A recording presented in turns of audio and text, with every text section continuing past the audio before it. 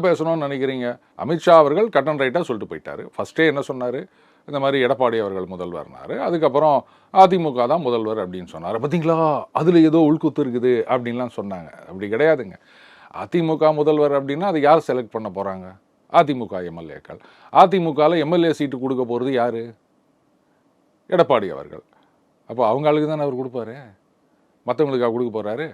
அவர் ஆதரவு பெற்றவங்களுக்கு தானே சீட்டு கொடுக்க போகிறார், டிக்கெட் கொடுக்க போகிறாரு. அப்போ ஜெயிச்சு வராங்க அவருடைய ஆதரவாளர்களை தானே இருப்பாங்க.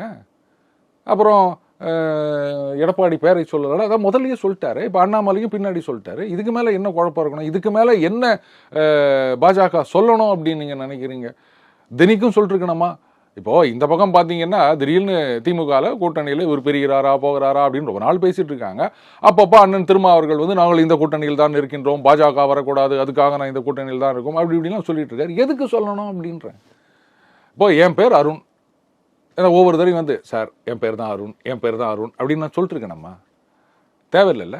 அந்த மாதிரி கூட்டணியில் அவர்கள் இருக்கிறார் அப்படின்னா ஆமாங்க அவ்வளோதான் கூட்டணி, அவ்வளோதான். இதை வந்து தினிக்கும் நாங்கள் வந்து ஆமாம் இன்றைக்கும் நாங்கள் இருக்கோம், இன்றைக்கும் நாங்கள் இருக்கோம் இப்படி சொல்ல ஆரம்பிச்சாங்கன்னு வச்சுக்கோங்களேன். என்னங்க 2 நாள் ஆச்சு இன்னும் சொல்லவே காணோம், அப்போ ஏதோ நடக்குது அப்படின்னு ஆரம்பிச்சிருவாங்க. அதனால் அது சொல்லணும்னு அவசியம் கிடையாது.